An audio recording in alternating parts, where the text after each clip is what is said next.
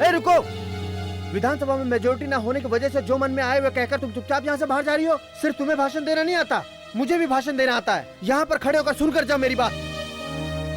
इतना पढ़ लिख कर डीजीपी बन जाने के बाद भी मेरा कल्चर नहीं बदला है। गांव में झोपड़पट्टी की तरह एक ही जगह अलग अलग करके रखा है। उसी जगह पर नीची जाति में पैदा हुआ हूँ मैं।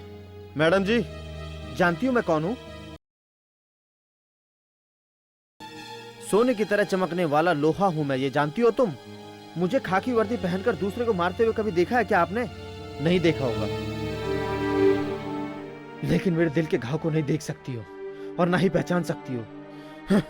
मैं बताता हूं, मेरे पापा को मेरे सामने पीट पीट कर मारा था। मैंने देखा अपनी माँ की इज्जत को लुटते हुए। वो दर्द और वो घाव आज भी मेरे सीने में है। जानती हो, मैं ये नहीं कहता कि मेरा हर काम किया हुआ सही है। यहाँ पर रह रहे सभी को नीचे गिराकर आज ये मैंने पोजीशन हासिल की है। ये बात तुम नहीं समझ पाओगी।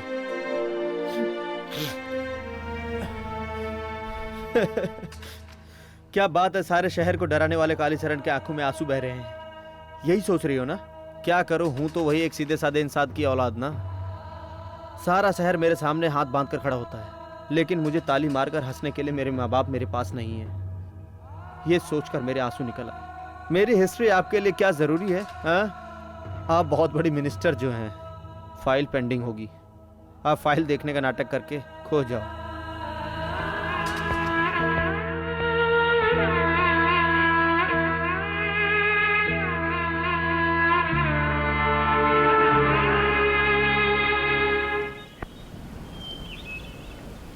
परसों होने वाली स्वतंत्रता दिवस के अवसर पर गवर्नर और सीएम की सुरक्षा का बंदोबस्त करेंगे।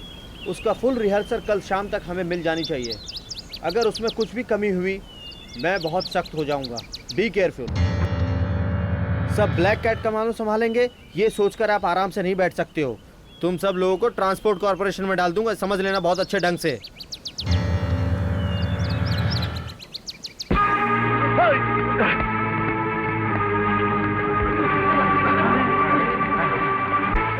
वो एक छोटा बच्चा है, उसे गोली मत मारना, वो मुझे जिंदा चाहिए।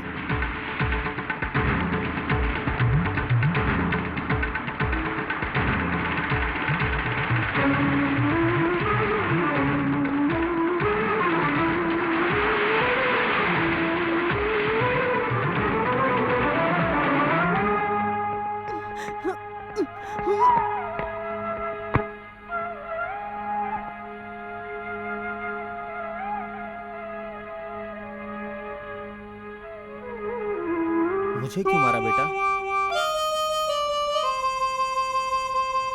सब लोग थोड़ी देर के लिए बाहर जाओ।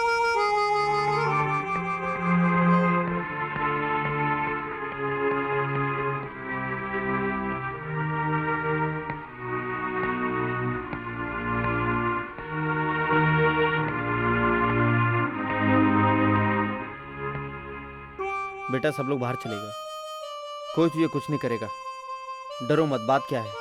आपने मेरे पापा की गोली मारकर हत्या कर दी है, इसलिए मैंने पत्थर मारा। तेरे पापा को कब मारा?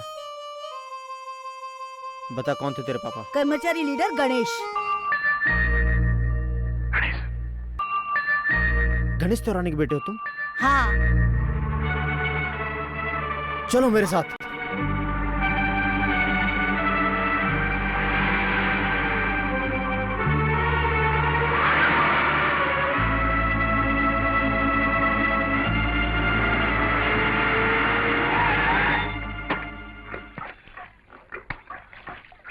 वो मेरा घर है।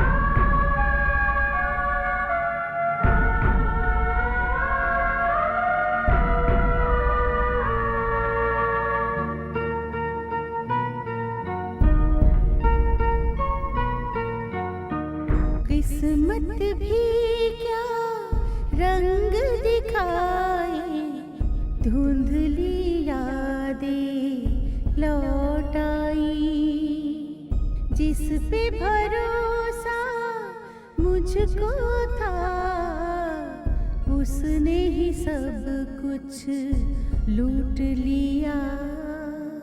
खुशियाँ मिली कुछ पल के लिए, गम की राहों पे चलती रही। अब ना कोई आस रही जीवन में। क्यों आए हो तुम यहाँ? जब मैंने तुमसे प्यार किया तब तो तुमने मना कर दिया, जिससे शादी की उसे गोली मार दी। अभी 2 वक्त की रोटी के लिए 4 वक्त तकलीफ उठाकर कुत्ते की जिंदगी काट रही हो। तुम ये देखने के लिए आए हो? अब तो खुश हो ना?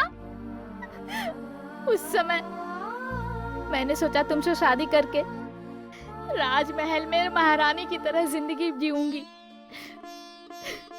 और ये मेरी जिंदगी है। तुम अभी अभी बाहर गंदगी और कीचड़ देख के आए हो ना?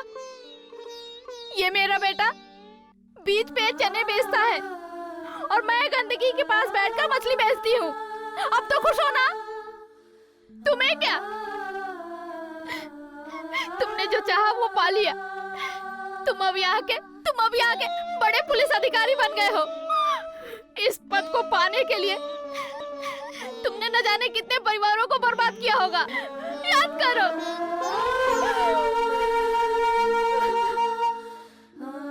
मेरे पति ने क्या गलती की थी? हाँ?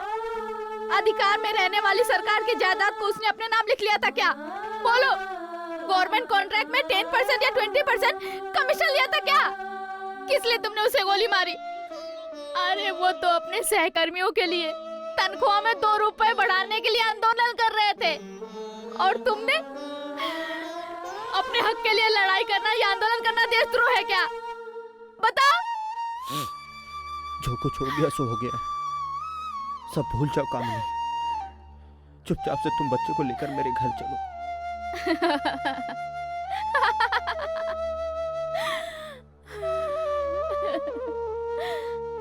इस तरह मेरे पति के मरने के बाद दूसरे दिन एक आदमी मुझे अपने ऑफिस में बुलाया था।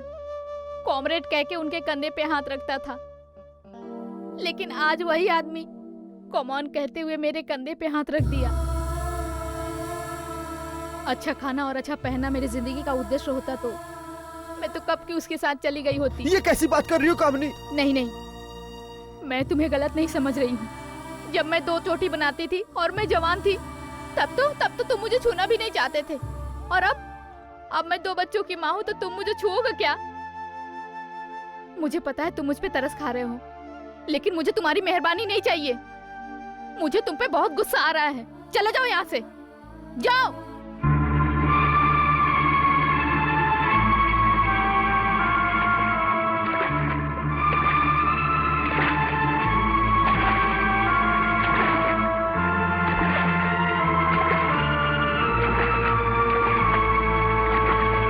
डीसीपी, सिर्फ और सिर्फ तुम्हारी वजह से बहुत लोग तकलीफ में हैं।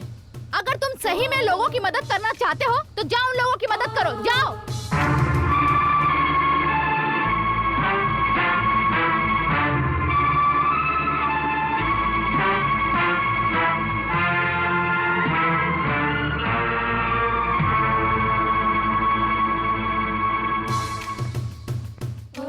ये सिर पे घाव कैसा? चोट लगी है। नहीं सुना है ना? इसे ही चोट कहते हैं। वैसे तो चोट के लिए दवाई है, इलाज है, डॉक्टर है, लेकिन उस लड़के ने दिल से मारा था और उस चोट का कोई इलाज नहीं है। उस बच्चे ने तो बहुत छोटा दर्द दिया है, लेकिन उसकी माँ ने जो दर्द दिया है, लेकिन वो दर्द मैं सारी जिंदगी चाहकर भी सारी जिंदगी नहीं भुला पाऊंगा। ऐसा दर्द दिया है उसने मुझे।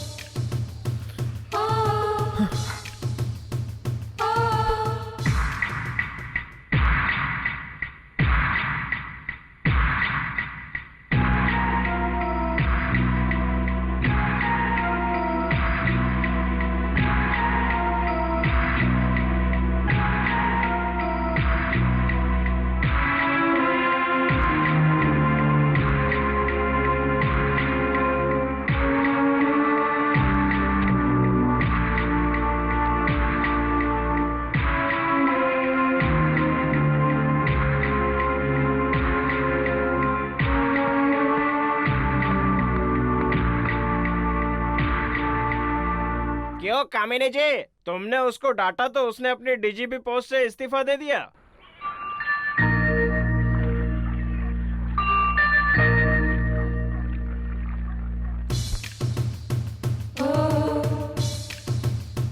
सुनिए, मैं आपसे बोल रही हूँ, पद से आपने इस्तीफा दे दिया क्या?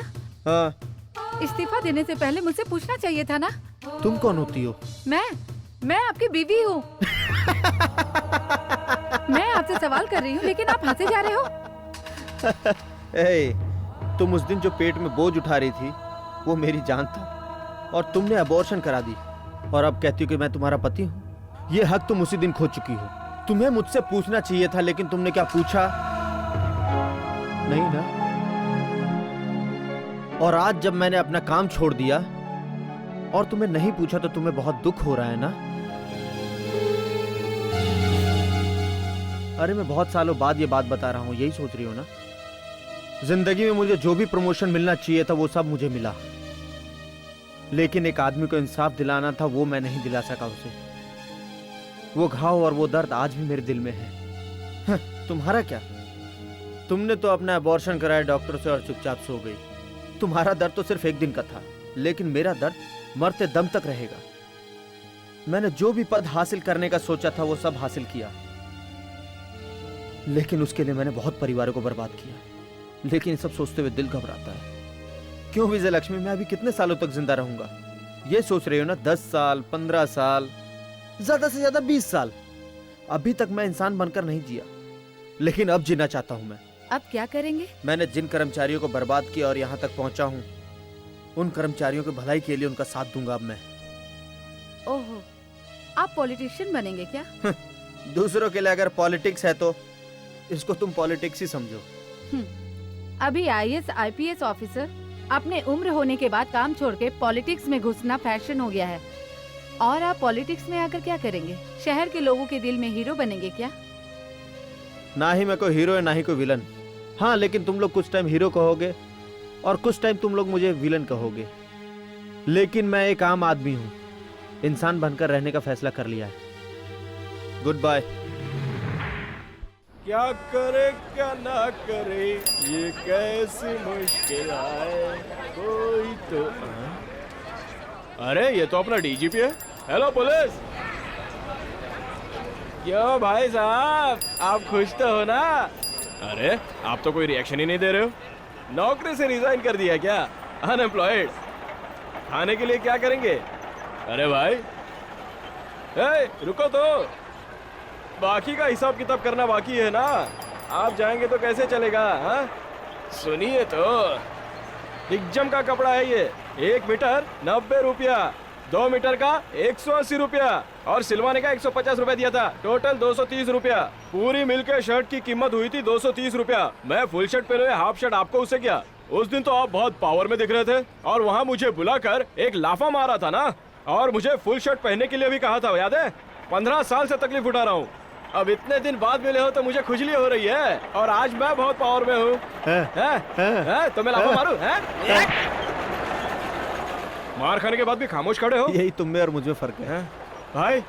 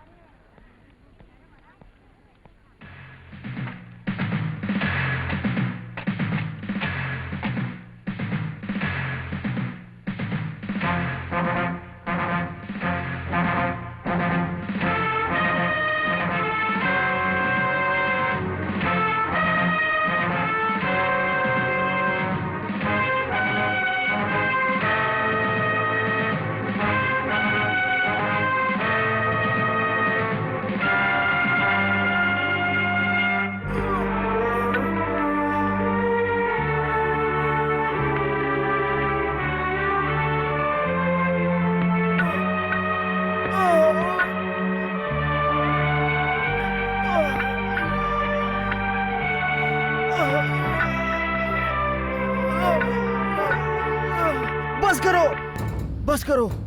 मैं यहाँ राज करने वाला पुलिस ऑफिसर बनकर नहीं आया हूँ, आप लोगों के भलाई के लिए एक काम आदमी बनकर आया हूँ मैं। मुझे मौत से डर नहीं है, लेकिन आप लोगों की भलाई के लिए मेरा जिंदा रहना जरूरी है।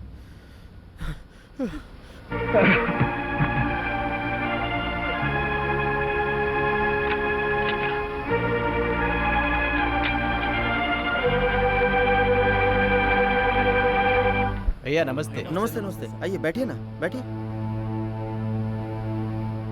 कर्मचारी संघ के नेता हमसे चंदा लेते हैं और फिर उन्हीं पैसों को हमें ब्याज पर दे देते हैं, लेकिन आप हमारे भलाई के लिए यहाँ पर आए हो, ये सच्चाई जाने बिना हम लोगों ने आपको पत्थरों से मारा, इसलिए हमें माफ कर दीजिए। आपके ही चंदे का पैसा लेकर आपसे ही ब्याज ले रहे हैं? हाँ, वो भी ब्याज काट कर। अभी 24 तारीख को और पैसा लिया था, 1 तारीख को पैसा वापस दिया तो 1 महीने का ब्याज ले लेता है। सरकार भी हर 5 साल में बदलती है, लेकिन अगर ये पार्टी राज करे तो लूट लेगी और हम लोग गरीब बन जाएंगे। हम चाहते हैं कि ये सारी चीजें यहाँ से बंद हो जाए, शांति फैल जाए। ये सब कौन है? ये सब हमारे साथी कर्मचारी है, लेकिन कर्मचारी संघ के लिए इन्होंने बहुत मेहनत की है, बचपन से मार खाई है और साथ ही साथ ये जेल भी जा चुके हैं। इतनी मेहनत करने के बावजूद भी इन्हें एक आम मेंबर बना कर रखा है। इनको ब्याज पे पैसा देना नहीं आता। इसलिए हम सब लोग मिलकर पहले से एक फैसला लिए हैं, आपकी तरफ से कर्मचारी संघ बनाने की कोशिश कर रहे हैं। भाई आप इस तरह गली में पड़े रहते हो, हमारे दिल को बहुत दर्द होता है भाई। हमारे कॉलोनी में हमने आपके लिए घर देखा है, आप वहीं पर रहिए। भाई शर्ट को घड़ी करूँ क्या? हाँ कर लो, मैं मना करूंगा तो मुझे मारोगे ना। मैं आपको नहीं मारूंगा। चलो चलो। कर्मचारियों को मुझ पर भरोसा नहीं है, इस पर मुझे कोई नाराजगी नहीं है।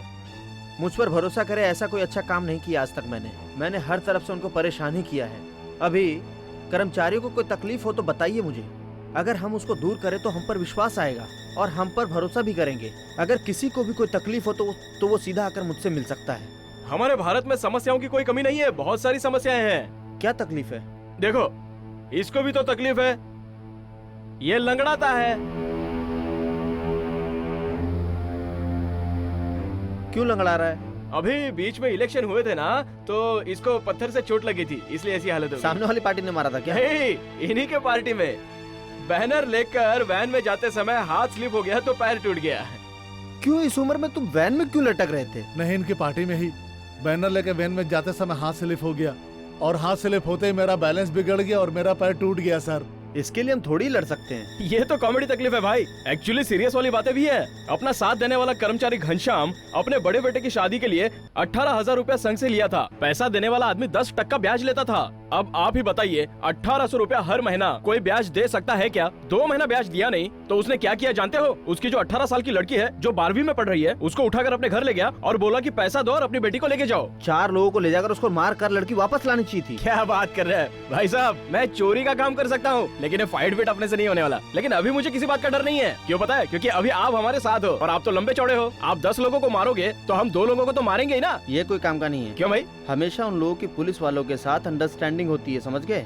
ओह, अगर हम सीधे लड़ाई में उतरे तो ना हाँ। हम पर केस डलवाकर हम लोगों को सबको अंदर कर देंगे। सही बात है। मैं जानता हूँ ना। मैं ये सब नहीं जानता हूँ, ये सब भूल गया हूँ। उस समय आपने बहुत बड़ी डील की होगी, अब क्या करें? मेरे पास दूसरा रास्ता है। सर सर सर सर, ये ऑफिस का वक्त हो गया, आप क्यों भी सड़क पे सो रहे हो? भला गाड़ियाँ कैसे आएगी जाएगी? गाड़ियों को ही नहीं ले जाने के लिए मैं यहाँ पर लेटा हूँ, ठीक है?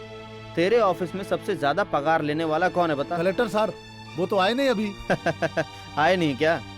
आने दो, मैं उनसे बात करता हूँ। मिस्टर कालीचरण, ये क्या लफड़ा कर रहे हैं आप? ये लफड़ा नहीं है सर, ये हक की लड़ाई है। अगर आपको धरना देना है तो इसके लिए आपको परमिशन लेनी पड़ेगी।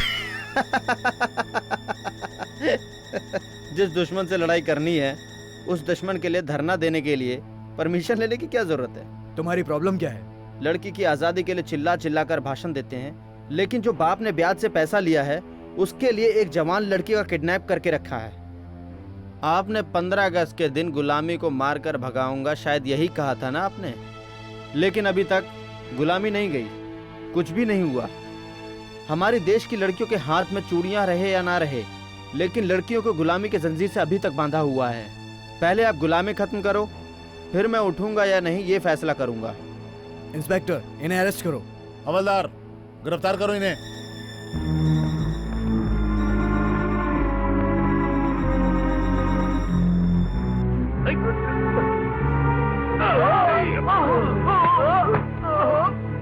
ये बीच सड़क पर क्यों लेटे हैं? बड़े अफसर आए हैं, चुपचाप कैप पहनो। Yes sir.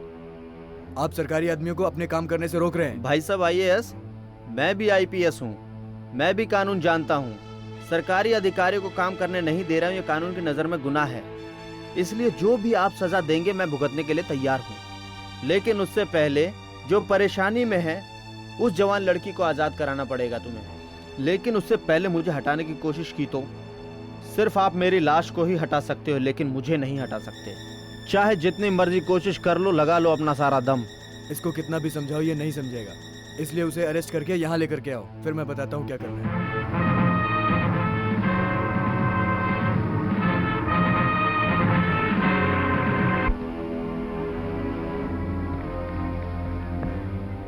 मिस्टर कालीचरण, इसको हमने अरेस्ट कर लिया है और इस लड़की को भी हम यहाँ लाए। अब तो खुश हो ना आप? लेकिन अब हम आपको अरेस्ट करेंगे।